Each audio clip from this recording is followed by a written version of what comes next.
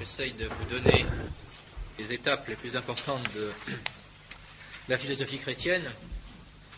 Bon, terme qu'il faudra définir par la suite d'ailleurs. Est-ce que c'est possible? Est-ce que ce n'est pas possible qu'il y ait une philosophie chrétienne? Est-ce que ce mot signifie quelque chose? Bon, c'est ce que nous essaierons de voir. Peu importe, je prends ça dans un sens concret, historique. Simplement, j'entends parler de la philosophie qu'il y a chez les pères d'Église. Donc les étapes les plus importantes, je vous avais signalé les difficultés qu'il y avait au départ et quelle était l'attitude de l'Église. Les Cappadociens, Saint Augustin. Autre père qui a eu une influence considérable dans la philosophie, c'est Denis l'Aréopagite, qui est, néoplatonicien. On peut résumer sa doctrine en disant que pour lui, l'intellect s'exerce de deux manières. D'abord, il y a une dialectique, non pas d'abord, mais premièrement, dans l'ordre d'exposition, dialectique des symboles, c'est-à-dire qu'on progresse vers la connaissance de Dieu par initiation et tradition hiérarchique de la signification des symboles. Autrement dit, il y a des symboles dont la signification est mystérieuse, inconnue pour le profane. Alors, le profane est introduit, initié par des maîtres qui lui font connaître les symboles de manière de plus en plus profonde. Voilà. Donc, pour donner une illustration, et c'est d'ailleurs dans ce sens-là que Denis l'Aréopagite en parle, dans la liturgie, eh bien, un profane, quelqu'un qui est extérieur à la tradition chrétienne, ne comprend pas les symboles liturgiques. Lorsqu'il est initié, on lui explique d'abord le symbole du baptême, mais les autres symboles lui sont mystérieux. Ayant été baptisé, on lui expliquera les autres symboles, et ainsi de suite.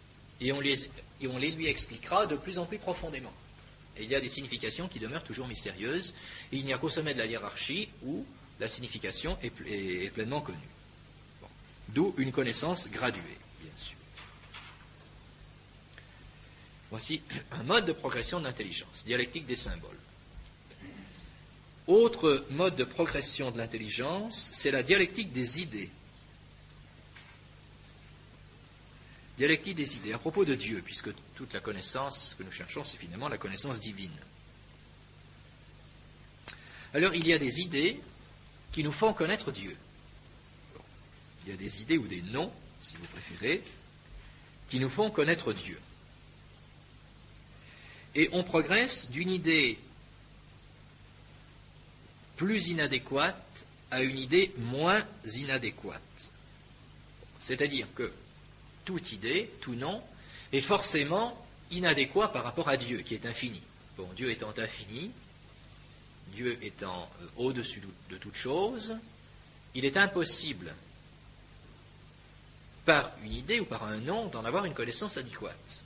Mais il y a des noms qui sont plus ou moins adéquats, des idées qui sont plus ou moins adéquates pour faire connaître Dieu.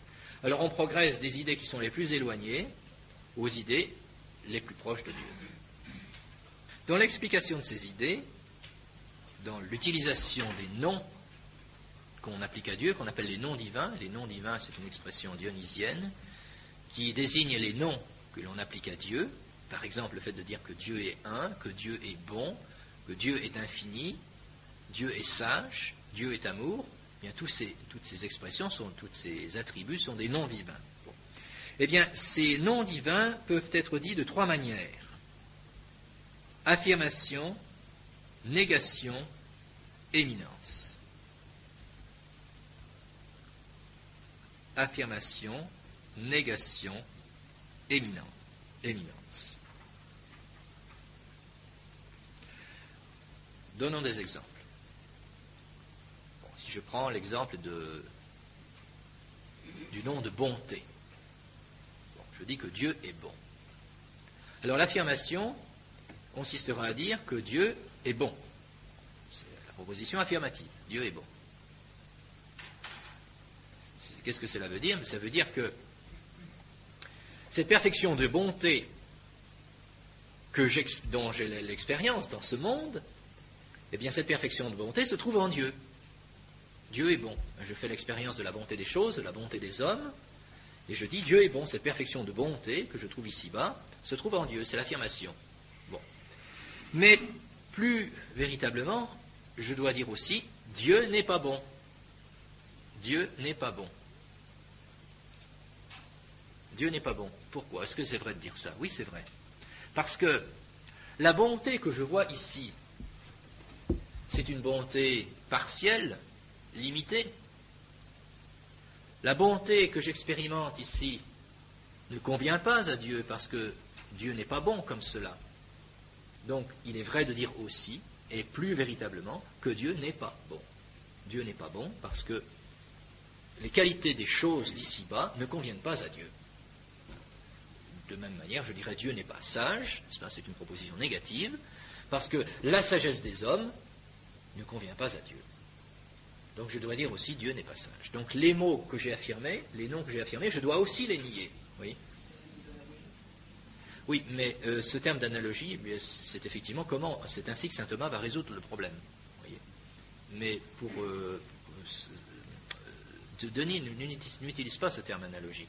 Il dit simplement qu'il y a une théologie affirmative qui consiste à affirmer des choses de Dieu, et une théologie négative qui consiste à nier les choses de Dieu. Et cette théologie négative, elle est plus vraie, plus profonde que la théologie affirmative. Parce qu'elle ne donne pas d'erreur. Oui. Oui, Dieu n'est pas mauvais, c'est aussi une proposition négative, mais ça c'est tout à fait insuffisant. Parce qu'on ne dit rien de Dieu à ce moment-là. Dieu n'est pas mauvais, c'est tout à fait évident, ça ne nous apprend rien. Tandis que l'affirmation Dieu est bon est une affirmation qui en un sens est fausse. Donc il est nécessaire de la compléter par une autre affirmation disant que Dieu n'est pas bon. Et pour achever cette connaissance, il faut entrer dans la voie d'éminence, et de dire que Dieu est au-dessus de toute bonté. Dieu est au-dessus de toute bonté. C'est le terme de la dialectique. Le terme de la dialectique, c'est la voie d'éminence, c'est-à-dire, autrement dit, que Dieu a une bonté, mais qui est au-dessus de toute bonté. Une bonté qui est au-dessus de toute bonté. Alors, par la voie d'éminence, vous réunissez la voie d'affirmation et la voie de négation. Dans la voie d'éminence, vous affirmez la bonté et en même temps vous la niez, en disant que Dieu a une bonté, mais une bonté qui est au-dessus de toute autre bonté. Voilà. C'est la voie d'éminence. C'est le terme de la dialectique. C'est des choses qui seront reprises par saint Thomas, qui seront expliquées de manière différente, c'est entendu, mais c'est des idées qui seront reprises par saint Thomas d'Aquin. Donc, voie d'affirmation, voie de négation, voie d'éminence. Et puis, au-delà, à ce point-là, à ce terme, on se rend compte de l'impuissance du langage humain. On se rend compte de l'impuissance du langage humain et de la pensée humaine. Alors, au-delà de cette dialectique, par affirmation, négation et éminence, il y a une connaissance qui est inexprimable, une connaissance qui est au-delà de tout nom et de toute pensée, et qu'on ne peut pas exprimer. Une connaissance de Dieu qui ne peut pas s'exprimer par le langage, qui est au-delà de la pensée, au-delà de tout nom. Une connaissance qui est, par le fait même, donc obscure, et qui s'exprime par le symbole de la ténèbre. Qui s'exprime par le symbole de la ténèbre, des ténèbres. Bon. C'est-à-dire que, au-delà du discours philosophique, au-delà du discours qui termine dans la voie d'éminence, on peut accéder à une connaissance de Dieu qui n'est pas conceptualisable.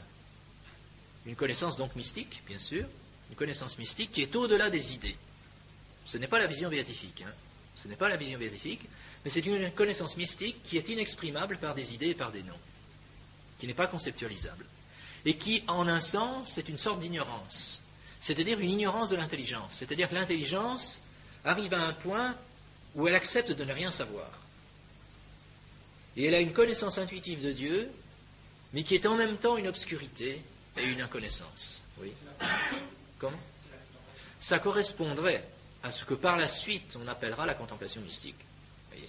Et les auteurs médiévaux reprendront également cette manière d'expliquer, mais de manière plus précise, dans un autre contexte.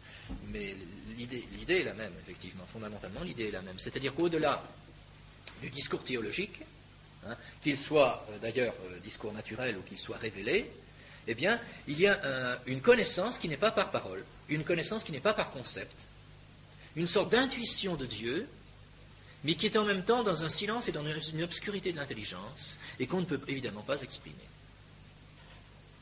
Alors, on l'explique par le symbole de la ténèbre. Voyez. C'est un peu comme le symbole de la ténèbre lumineuse. Le symbole de la ténèbre lumineuse. Et c'est un peu comme vous montez dans une montagne, et puis à partir d'un certain moment, eh bien, vous êtes dans la ténèbre, mais une ténèbre qui est lumineuse, c'est-à-dire une ténèbre qui fait connaître, mais en même temps qui ne permet pas de connaître. Vous voyez, une unité d'ignorance et de connaissance. Et c'est là que se trouve le sommet de la connaissance, dans cette ténèbre lumineuse. Alors c'est une idée qui sera reprise très souvent par la suite, qui sera reprise bien sûr par les mystiques, qui sera reprise également par certains auteurs spirituels médiévaux. Vous trouverez en particulier un petit opuscule, traduit de l'anglais, qui s'intitule « Le nuage d'inconnaissance ». Vous l'avez à la bibliothèque. Bon. Cet opuscule, « Le nuage d'inconnaissance », est une introduction à la vie contemplative, et vous y trouvez toute une explication qui est de type dionysien. Je ne dis pas que c'est Denis l'Aréopagite purement et simplement, ce n'est pas la doctrine de Denis, mais c'est d'inspiration dionysienne, manifestement. C'est un ouvrage qui est assez intéressant, qui est assez court d'ailleurs, très, très court. Le nuage d'inconnaissance, qui peut vous aider. Bon, je ne peux pas vous conseiller de lire directement Denis l'Aréopagite dans le texte. Alors, le texte grec est très difficile à lire, et même le texte français n'est pas accessible sans explication. Bon. Mais si vous voulez avoir une idée de ce que donne la mystique dionysienne, eh bien vous pouvez lire ce petit opuscule, le nuage d'inconnaissance. C'est un anonyme, il n'y a pas d'auteur. Eh bien, on vous explique, il y a différentes considérations sur la vie contemplative, sa comparaison avec la vie active, mais vous y trouvez toute une explication pour essayer de faire comprendre, je dis bien essayer de faire comprendre, parce qu'on ne peut vraiment le comprendre que quand on en a l'expérience, pour essayer de faire comprendre ce que peut être cette connaissance par voie d'ignorance, cette connaissance par voie de ténèbres, qui n'est pas conceptualisable. Ce n'est pas, alors parfois certains auteurs confondent cela avec la théologie négative. Ce n'est pas la même chose. La théologie négative, c'est une théologie qui s'exprime par proposition négative. Dieu n'est pas sage, Dieu n'est pas bon, Dieu n'est pas fini, etc. Dieu est infini. Dieu est infini, c'est une proposition négative. En fait, le verbe c'est le nom qui est négatif au lieu d'avoir une négation devant le verbe, c'est une proposition négative, évidemment. Bon. Alors, certains confondent la voie d'ignorance avec la théologie négative. Non, ce n'est pas cela. Ce n'est pas cela. C'est une connaissance qui est non conceptualisée, une connaissance par intuition, une connaissance dans l'obscurité. Mais qui n'est pas l'agnosticisme, attention. Qui n'est pas l'agnosticisme. Ce qu'on appelle l'agnosticisme, c'est une doctrine selon laquelle on ne peut pas connaître Dieu. Dieu est au-delà de la science. C'est pas ça.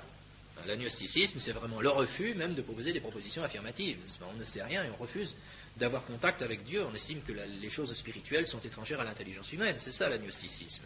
Non, c'est pas du tout ça. La voie d'ignorance, c'est pas l'ignorance agnostique, pas du tout.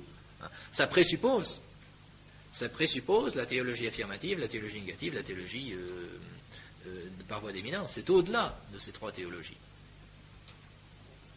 Mais de fait, je ne dis pas purement et simplement, mais c'est des éléments que vous retrouvez chez tous les mystiques, même chez Saint Jean de la Croix.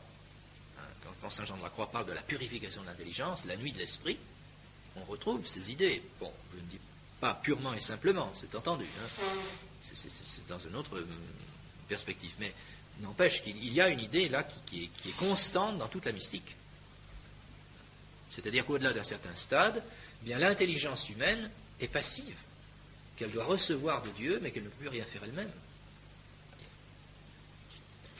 Donc c'est des idées qui seront reprises plus tard, et on retrouve ça déjà chez les pères. Donc, cette doctrine des dons divins aura toute une postérité dans la philosophie médiévale, et dans la théologie médiévale aussi, et dans la mystique par la suite. Donc, avec certaines transformations, elle passera dans toute la mystique chrétienne. Et d'ailleurs, elle a des sources, je n'en parle pas, nous ne sommes pas en théologie, elle a des sources même dans l'Écriture sainte, tout simplement. Cette image de la divine ténèbre, la ténèbre lumineuse, nous la retrouvons constamment. Autre philosophe postérieur à l'Antiquité, ou de l'Antiquité finissante, Boès. Boès, qu'on connaît bien, lui, par contre, Denis l'Aréopagite est inconnu, Boès est bien connu, il est mort en 525. Boès est un chrétien de type, je dirais, hellénistique, c'est-à-dire de culture grecque. Bon, bien qu'il ait écrit en latin, il est de culture grecque. Et il faisait partie de la cour du roi germain Théodoric. Vous savez, à cette époque, 6e siècle, 525, c'est l'Empire romain d'Occident, c'est fini. Bon, donc l'Empire romain d'Occident a été partagé entre les Germains. Et donc l'Italie est à l'époque sous l'autorité du roi Théodoric. Et alors Boès fait partie de ces Romains qui sont passés, je dirais, au service du roi Théodoric. Boès, lui, a une œuvre assez diversifiée, très diversifiée. Son idée, c'est de transmettre au latin Platon et Aristote, et de les concilier. Bon, c'est une œuvre très diverse, donc à la limite disparate, il n'y a pas une spécialité ou un objectif particulier.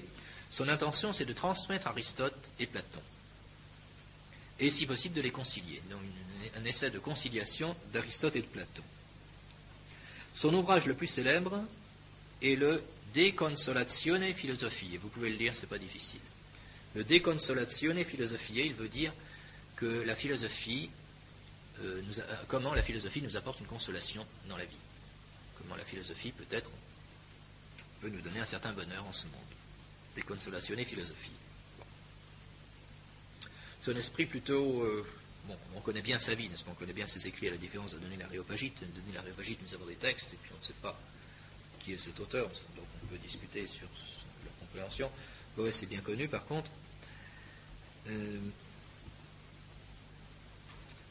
Et c'est lui qui, donc c'est un esprit, disons, universel, qui touche à tous les domaines de la science humaine.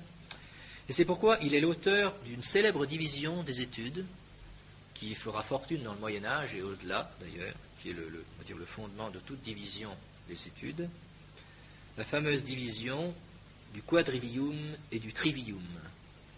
Le quadrivium et le trivium. Bon, si vous avez fait un peu d'histoire, je pense que vous en avez entendu parler. C'est ainsi qu'on a divisé les études à partir de ce moment-là, et au Moyen-Âge en particulier. Le quadrivium et le trivium, c'est-à-dire deux parties des études. Les études sont divisées en deux parties, quadrivium et trivium. Quadrivium qui comprend 4 parties, comme son nom l'indique, 4 voies, si vous préférez. Quadrivium, donc les 4 sciences qu'il faut étudier d'abord, qui sont l'arithmétique, l'astronomie,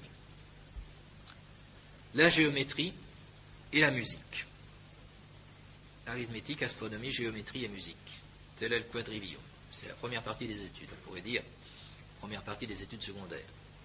Le premier cycle, si on peut dire. Et le deuxième cycle, c'est-à-dire le trivium, ce serait la grammaire, la rhétorique et la logique. Donc, quadrivium, arithmétique, astronomie, géométrie, musique.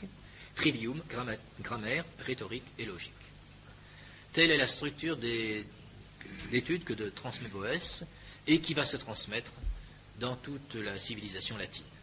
Et au Moyen-Âge en particulier, on concevait les études de cette manière. Ce qui serait l'équivalent chez nous, il ne faut pas trop faire d'anachronisme, mais ce qui serait l'équivalent chez nous des études secondaires, bien ce serait ça. Ça ferait l'arithmétique, astronomie, géométrie, musique, et puis après grammaire, rhétorique et logique. La logique, vous voyez, étant le début de la philosophie, considéré comme étant le début de la philosophie. Donc tout clerc, toute personne instruite au Moyen-Âge, dans l'Antiquité, devait accomplir ce cycle. Bien. Telle est ce que peut nous léguer le monde antique sur sa fin. La philosophie des Cappadociens, qui est plutôt donc simplement une explication du dogme à l'aide de la philosophie néoplatonicienne, Saint Augustin, donc conduire à la béatitude, et puis des éléments philosophiques plus précis avec Denis l'Aréopagite et Boès. Voilà les grands docteurs de l'Antiquité, de la fin de l'Antiquité, qui vont transmettre à l'Église la philosophie antique, qui vont l'enrichir. Après le VIe siècle, il est difficile de parler d'une philosophie, disons, d'un progrès de la philosophie. Vous savez que donc l'Empire romain s'écroule, il est partagé entre les royaumes barbares, que ces royaumes barbares vont finir par être unifiés dans l'Empire de Charlemagne, et que l'Empire de Charlemagne va être l'occasion d'une renaissance de la civilisation, d'une renaissance des études, d'une renaissance de la philosophie et de la théologie, de par les conditions matérielles qu'il va pouvoir permettre de réaliser. Et forcément, quand on vit dans une période d'anarchie et d'insécurité, on n'a plus tellement donc de misère, on n'a pas tellement le loisir de s'adonner aux études. Donc la renaissance carolingienne aura une très grande importance. Et puis après la renaissance carolingienne, eh bien, il y aura la chute de l'Empire et le développement de la féodalité. Donc des conditions, au contraire, assez difficiles. Bien. Alors c'est dans ce cadre de l'Empire carolingien et de la renaissance de la féodalité qu'il faut découvrir la naissance de la scolastique, de la philosophie scolastique. Il y a dans ce monde qui subit des transformations assez profondes des caractères communs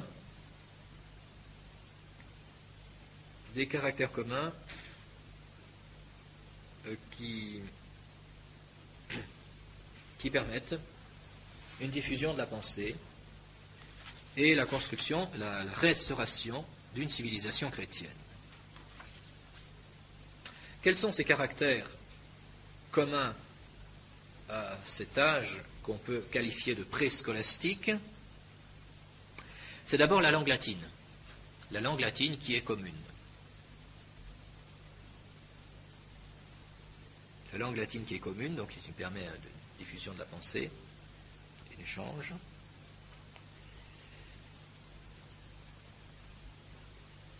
L'utilisation aussi d'un discours méthodique et logique.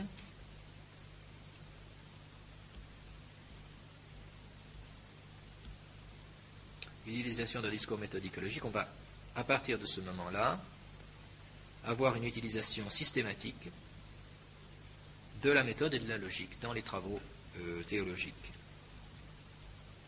Une méthode, une logique qui peut sembler faire défaut quand même aux écrivains qui ont précédé, sauf peut-être Boès. Discours méthodique et logique. Autre caractéristique, l'assimilation des Grecs. Petit à petit, la culture grecque et la philosophie grecque sera assimilée, étudiée. Et puis enfin et surtout, c'est la soumission à la foi. La soumission à la foi. Il est bien clair, en tout état de cause, il y a une soumission à la foi. C'est la foi, c'est l'Église qui enseigne. C'est l'Église qui enseigne. Toute chose, toute recherche, toute étude est soumise à la foi. Et c'est pourquoi aussi il y a le primat de la contemplation et de la théologie. Très nettement, primat de la contemplation et de la théologie sur les sciences pratiques ou les techniques. C'est la théologie, c'est la contemplation qui l'emporte sur l'action, et donc primauté de la théologie sur tous les arts et sur toutes les sciences techniques. Maurice Clavel, cité par Louis Junier, écrit « Le Moyen-Âge en sa grande époque n'opposait pas à la science des retards volontaires, à la science au sens moderne, il avait d'autres soucis fondamentaux, c'est tout. C'est-à-dire que le souci fondamental, c'est la sanctification, c'est la contemplation. Et tout est ordonné à la contemplation. Donc tout ce qu'il y a de science et de philosophie est ordonné à la contemplation. On n'étudie pas les choses du monde pour les transformer, pour les utiliser, pour produire. Si on étudie les choses du monde, c'est par référence à Dieu, c'est pour contempler Dieu. C'est pour contempler Dieu dans sa création. Et ça explique bien d'ailleurs certaines orientations d'études, quand par exemple on étudie les choses de la nature, évidemment, c'est en tant qu'elles reflètent Dieu. Ce n'est pas dans leur intérêt propre. On n'étudiera pas à cette époque les choses de la nature pour étudier, comme le ferait par exemple Aristote, pour étudier les choses, l'essence même des choses. Non. Si on étudie les choses de la nature, c'est en tant qu'elles nous conduisent à la contemplation. Donc c'est une visée essentiellement contemplative. Ça expliquera certaines orientations. Alors quelles sont les étapes de cette préscolastique qu'on peut, disons, tracer du 7e au 12e siècle? Eh bien, il y a d'abord, je vous avais dit, la Renaissance carolingienne. La Renaissance carolingienne. Bon, l'Empire romain s'écroule, que se passe-t-il? Eh bien, l'Empire romain s'écroule, donc l'irruption des barbares d'outre-Rhin submerge l'Occident, et la culture latine s'écroule. La culture latine s'écroule, et elle s'enfuit, et elle se réfugie en Bretagne et en Irlande. J'entends en Bretagne la Grande-Bretagne. J'entends par Bretagne ce qu'on appelle à l'époque la Bretagne. Ce qu'à l'époque on appelle la Bretagne, qu'on appelle aujourd'hui la Grande-Bretagne. Bon.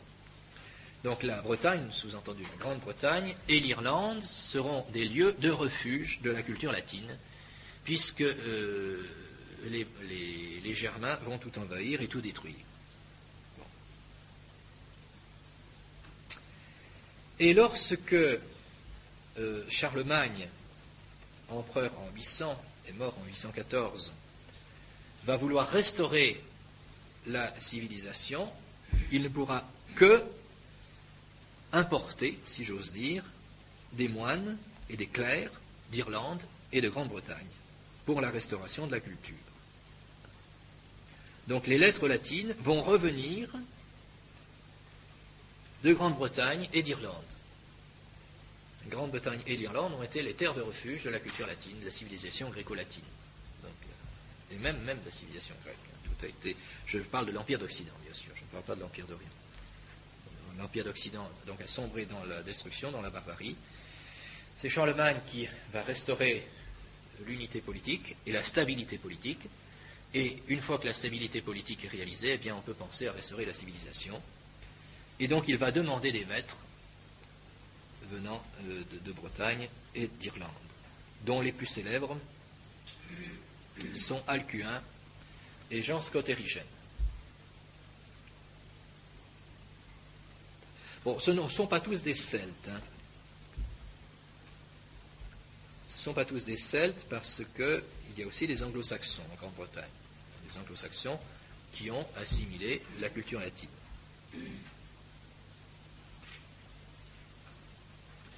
Alors, qu'est-ce qu'il y a en philosophie? On ne peut pas dire qu'il y ait véritablement de travail philosophique, d'élaboration philosophique, de progrès philosophique. Non. Il y a surtout de la compilation. Vous comprenez ce que veut dire compilation? C'est-à-dire qu'on répète, on transmet, on copie les écrits antérieurs. Mais il n'y a pas d'élaboration nouvelle. Donc simplement une compilation plus ou moins néoplatonicienne. Une compilation plus ou moins néoplatonicienne. C'est le néoplatonisme qui domine, mais en contenant sans exclusive. Une domination néoplatonicienne, mais sans exclusive. Parmi les grands compilateurs, je dirais les grands auteurs de cette époque, il faut citer Raban-Maur. Bon, c'est des noms que vous retrouverez en théologie, je pense. Pas tellement en philosophie, parce qu'ils n'ont pas apporté grand-chose, mais en philosophie, en théologie, pardon, ils sont quand même intervenus dans certaines questions théologiques, donc on peut en parler. Et Raban-Maur, Pascaz Radbert et Ratram de Corbie. Raban-Maur, disons-le tout de suite, Les orthographes sont plus ou moins facultatives, parce que ça varie selon les manuscrits et selon les langues. L'orthographe usuelle, Rabambord, Pascal Randberg. Bon, ce sont les plus célèbres parmi ces compilateurs. Bon, leurs œuvres sont essentiellement théologiques, je précise. Mais ils ont un rôle dans la transmission également de la philosophie. Parce que de philosophes purs, il n'y en a pas. Il n'y a pas de philosophie pure à l'époque. Les clercs sont théologiens et puis c'est tout. C'est comme les pères de l'Église. Il n'y a pas d'auteur purement philosophique. Ceux qui sont purement philosophes au temps des pères de l'Église, ce sont des païens. Et les auteurs chrétiens sont des théologiens.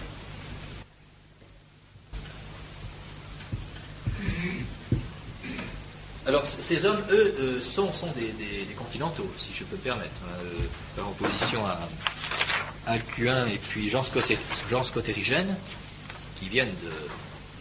Alcuin et Jean Scott Érigène sont à la cour de Charlemagne, vous voyez. Ces auteurs sont postérieurs à la cour de Charlemagne, sont postérieurs par la suite. Alors, quelles sont les caractéristiques du travail philosophique, si j'ose dire, à cette époque? Eh bien, d'abord, l'importance du corpus Areopagiticum, c'était les œuvres de Denis l'Aréopagite, une très grande importance des œuvres de Denis l'Aréopagite, qui viendra d'Irlande, non pas Denis l'Aréopagite, mais ses œuvres, le corpus Areopagiticum, c'est-à-dire que les maîtres d'Irlande arrivent avec les œuvres de Denis l'Aréopagite, qu'ils ont sauvés du désastre. Alors, outre Denis l'Aréopagite, qu'étudie-t-on selon le programme de Boès? Eh bien, outre Denis l'Aréopagite, on étudie en dialectique, précisément en logique, on étudie l'organon d'Aristote. On étudie l'organon d'Aristote à l'aide des commentaires de Boès. L'organon d'Aristote à l'aide des commentaires de Boès. Oui, je m'aperçois que j'ai... Dans le cadre d'une... Enfin, je vous ai cité dans le... Plus avant, n'est-ce pas, dans le néoplatonisme, je vous ai cité Porphyre, me semble-t-il. Je vais mentionner son nom. Je n'ai pas insisté outre mesure. Bon, j'aurais peut-être dû insister davantage, parce que Porphyre avait une grande importance dans la transmission de la logique d'Aristote. Bon, peu importe. Donc Porphyre sera également utilisé à cette époque. Donc, en philosophie, dans le parti philosophique, bon, on étudie donc Denis l'Aréopagite, et puis la dialectique, ou la logique, si vous préférez, à l'aide de l'organon d'Aristote. Donc le livre d'Aristote à l'époque, le livre d'Aristote qui est étudié, qui est connu, c'est l'organon, les 5 livres de la logique. C'est cela qui est étudié, et pas plus. Outre cela, on ne connaît pas Aristote, uniquement sa logique. Aristote est célèbre pour sa logique, essentiellement. Alors c'est ainsi qu'on étudie la dialectique, et la dialectique est placée, je dirais, entre les arts libéraux, c'est-à-dire ces études, ces 7 arts libéraux qui forment le quadrivium, et la théologie. Autrement dit, vous avez le quadrivium,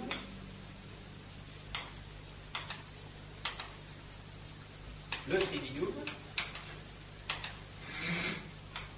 c'est le trivium qui comporte la grammaire, la rhétorique et la logique. Alors, tout cela, ce sont ce qu'on appelle les arts libéraux.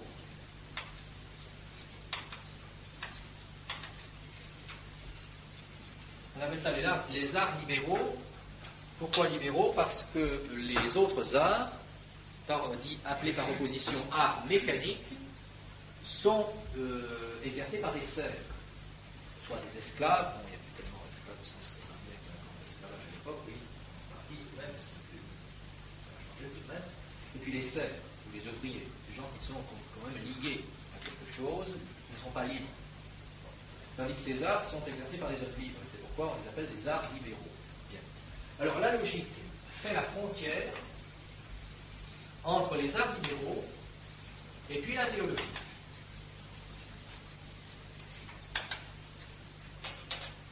Au-dessus, il y a la théologie. Donc, vous voyez, bien sûr, la préparation aux études théologiques était à la limite plus simple que de nos jours, si j'ose dire. C'est qu'en pratique, le cours de philosophie se résumait au cours de génie. Voilà, il n'y a rien d'autre. Il n'y avait pas d'autre que tout ça. En dessous, il y avait la rhétorique et la grammaire. On présupposait quand même, précisons bien, on présupposait quand même la rhétorique et la grammaire. Et c'est déjà pas mal. C'est déjà pas mal, parce que quand on voit sa philosophie, une question rhétorique et grammaire, il y a parfois des problèmes. Bon. Donc il y avait quand même quelque chose avant qui est certainement supérieur à ce qu'on peut étudier actuellement dans l'enseignement secondaire. Vous avez même remarqué. Oui. Qu'est-ce que tu as compris de la rhétorique? La rhétorique, c'est l'étude du discours. Ce serait l'équivalent, si vous préférez, de la littérature. Hein. Mais ce n'est pas une littérature au sens d'étude de l'histoire de la littérature, c'est la pratique, la pratique du discours et de l'écrit. Ce qui présuppose la grammaire. Présuppose une connaissance de la grammaire. Pour pouvoir écrire correctement, il faut être capable de connaître les structures linguistiques, ce que nous appellerions aujourd'hui les structures linguistiques, on dit la morphologie, syntaxe, etc. Et auparavant, musique, arithmétique. Bon, je veux bien admettre que du point de vue de l'arithmétique et de la géométrie, on a fait quelques progrès, encore que du point de vue de la géométrie classique, je ne sais pas si le niveau est très fort actuellement. Question astronomie, bon, il y a l'astrophysique universitaire, mais dans les classes inférieures, je crois que c'est assez élémentaire, sinon inexistant. Quant à la musique, c'est une espèce de spécialité folklorique dont on ne s'occupe pas tellement, vous voyez. C'est vraiment une formation qui était beaucoup plus humaniste, peut-on dire, beaucoup plus humaine, beaucoup plus, on dirait, culturelle aujourd'hui. C'est vraiment toute autre chose. Bon. Ça donnait quand même des esprits qui étaient certainement, avec une formation certainement bien plus équilibrée que la nôtre aujourd'hui. Bon. Donc au-dessus de la logique, eh bien, il y a la théologie. Simplement. Où étudie-t-on? Comment se font les études? C'est important de savoir parce que tout est lié. Vous voyez, le mode d'étude et en même temps ce qu'on étudie. Vous savez, on doit distinguer, je dirais, la doctrine elle-même et puis le mode de vie et le mode d'enseignement. Tout ça, ce sont des choses différentes. Il faut bien les distinguer. Mais concrètement, c'est pas séparable. La manière dont on vit et la manière dont on étudie conditionne, il y a un conditionnement réciproque avec la doctrine. Donc il faut parler de ces choses-là. Même si nous sommes en philosophie, et bien comprendre des choses, il faut en parler. Alors où se font les études? Eh bien les études se font dans les écoles monastiques et dans les écoles épiscopales. C'est-à-dire que les monastères d'une part et les cathédrales d'autre part ont des écoles où on forme des clercs. Alors soit des clercs, je dirais, des clercs qui se destinent à la carrière ecclésiastique, ou alors où on forme éventuellement où vous pouvez étudier éventuellement ce qu'on appelle des laïcs, qui peuvent recevoir une certaine formation. Mais tout l'enseignement est sous la direction immédiate de l'Église. Tout l'enseignement est sous la direction immédiate de l'Église. En général, les familles nobles ont leur propre précepteur, c'est un courant privé, et ces écoles reçoivent surtout des clercs. Mais des clercs qui ne sont pas forcément destinés au sacerdoce. Il faut bien comprendre qu'à cette époque, le clergé comprend énormément de membres qui ne sont pas des prêtres, qui n'exercent pas de fonction, qu'on pourrait dire, pastorale immédiatement, qui sont des clercs, c'est-à-dire des gens instruits, qui font partie, je dirais, de l'Église, de la structure d'Église, ou même des structures politiques, et qui sont clercs, voire même qui sont minorés, mais qui ne sont pas prêtres. Et étant en dessous du sous-diaconat, ils n'ont pas le célibat. C'est une chose qui a été abolie par la suite. Bon. Donc ça explique pourquoi toutes ces études sont sous la domination de la théologie et s'accomplissent dans des écoles qui sont soit des écoles cathédrales, c'est-à-dire des écoles cléricales qui dépendent immédiatement de l'évêché et qui sont dirigées par les chanoines de la cathédrale, soit alors des écoles des monastères. Alors en quoi consiste l'étude? L'étude consiste essentiellement dans la lecture des œuvres des pères et des philosophes. Bon, si c'est en théologie, on lit les pères. Si c'est en philosophie, on lit les philosophes. Lecture. Alors, on dit lecture, qu'est-ce que ça veut dire, lecture? Bon, ça ne veut pas dire que le professeur va ouvrir le livre et puis va simplement lire ce qui est écrit. Non. Lecture, ça veut dire commentaire, bien sûr. Mais dans le latin, on dit leggere. Leggere en latin veut dire commenter. C'est pas seulement lire, c'est leggere veut dire commenter. Alors, qu'est-ce qu'on donne comme commentaire? Eh bien, on donne d'abord une explication grammaticale. C'est la littera, explication grammaticale, tout d'abord. Et là aussi, du point de vue méthode, c'est très intéressant de comprendre cela, vous voyez. Vous voulez lire saint Thomas, il faut lire saint Thomas. Bon, eh bien, il faut commencer par savoir le latin. Il faut commencer par savoir le latin et commencer par comprendre le texte d'un point de vue grammatical. Si on n'est pas capable de faire l'analyse logique du texte de saint Thomas, on ne comprend pas ce qu'il veut dire. Faire des contresens. Alors, quand on a l'habitude, on se passe de l'analyse logique parce que c'est évident, on passe dessus, mais c'est le minimum. Donc, il y a d'abord une explication grammaticale, la littera. Ensuite, il a l'explication du sens. Explication du sens, sententia. Sententia. Explication du sens du texte. Et après, disputatio. Disputatio. On discute sur le sens, précisément. Discute sur le sens et sur la doctrine. Disputatio. Explication grammaticale, explication du sens, disputatio. C'est un ordre de procédé qui n'ont pas d'intérêt. En fait, c'est comme cela qu'on doit faire si on lit un texte. Explication grammaticale. Ça peut être inutile de la donner, peut-être, mais si le texte n'est pas clair au plan grammatical, si ça nécessite des explications, il faut d'abord la donner. Et ensuite, ce que ça veut dire, et ensuite, seulement, éventuellement, on peut avoir des idées personnelles, des explications plus développées. Voilà. Alors, c'est ainsi qu'on fait pour tout, aussi bien pour la logique que pour la théologie. Alors, la philosophie, si on peut parler de philosophie, à quoi se réduit-elle? Eh bien, la philosophie, en fait, elle est contenue dans la théologie. Il n'y a pas de classe de philosophie. C'est dans le cadre de la théologie, dans le cadre d'explication d'un père de l'Église ou d'explication de l'Écriture sainte, eh bien on donne des explications que nous appellerions, nous, aujourd'hui, des explications philosophiques. On considère que c'est simplement expliquer le texte. On n'éprouve pas le besoin de faire des distinctions. On explique les textes des pères, les textes de l'Écriture sainte, et pour les expliquer, on va se servir de la philosophie, c'est tout, mais on n'éprouve pas le besoin de faire un cours de philosophie. C'est dans le cadre de la théologie, purement et simplement. Bon. Ou bien alors c'est la logique. Alors c'est la logique. La pure philosophie, si vous voulez, si on peut dire qu'il y a une pure philosophie, c'est la logique, c'est l'explication logique, qui consiste, je vous le disais, dans l'explication d'Aristote ou des commentaires d'Aristote. Des commentateurs d'Aristote en particulier, alors c'est pour ça que je regrette de ne pas vous en avoir parlé plus profondément, des commentaires de Porphyre. Porphyre a écrit une introduction Isagogué. Je regrette de ne pas vous en avoir parlé. On écrit en latin Isagogué, en grec, Isagogué en latin, c'est-à-dire une introduction, tout simplement, comme ça, son nom indique. Une introduction à la logique d'Aristote qui est intéressante. Enfin, si vous avez le même pour votre cours de logique, si vous avez l'occasion de lire des Isagogué de Porphyre, c'est pas mal, c'est simple, bon, d'ailleurs je crois, ils ne le disent pas, mais je crois que beaucoup de manuels de logique, en fait, répètent Isagogué de Porphyre, tout simplement, sans trop de problèmes. Voilà.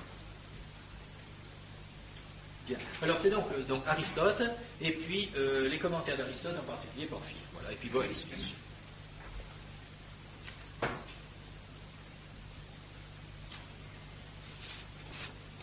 Alors que dire des auteurs de l'époque? Bon, que dire d'Alcuin, Jean Scott Érigène, Raban Mort, Pascal Radin, etc. Bon, au plan philosophique, pas grand-chose. Je veux pas, ce serait vraiment, me semble-t-il, un peu je ne dirais pas de l'érudition, mais une étude pas forcément immédiatement utile pour vous. Vous pouvez trouver ça dans les livres d'histoire, c'est pas utile de rentrer dans les détails. Tout ce qu'on peut dire, c'est qu'évidemment, il y a une domination du néoplatonisme, bien sûr, surtout de Denis l'Aréopagite. Domination de Denis l'Aréopagite. Alors, qui conduit parfois chez Jean Scott Érigène, à un certain panthéisme. À un certain panthéisme. Bon, il ne faut pas exagérer, dire des accusations d'hérésie et d'autres, mais enfin, il y a, oui, le néoplatonisme. Vous comprenez pourquoi le néoplatonisme peut conduire à un certain panthéisme? C'est à cause de l'émanation. Si vous faites bien la différence entre création et émanation, si vous précisez bien que Dieu est créateur, c'est-à-dire qu'il y a une distinction radicale entre Dieu et la créature, il n'y a pas de danger. Mais si vous insistez trop sur ce rapport entre Dieu et la créature, si on exagère un peu la présence de Dieu dans sa créature, on risque de tomber, d'avoir des expressions panthéistes. Alors c'est un peu le danger de Saint Jean Scott Érigène. Donc Jean Scott Érigène est d'une orthodoxie un peu discutable. Il semble bien, d'après les auteurs et commentateurs, il semble bien que Jean Scott, un commentateur dit que Jean Scott Érigène est un peu un découvreur submergé, c'est-à-dire qu'il a découvert ce qu'est l'aréopagite et puis il a été dépassé. Et alors il l'a transmis d'une manière qui est peut-être pas trop, un peu insuffisante, un peu déficiente. Bref. Bon, je ne dis pas que l'étude de ces auteurs peut être intéressante au plan historique, au plan de la formation philosophique, c'est pas d'une utilité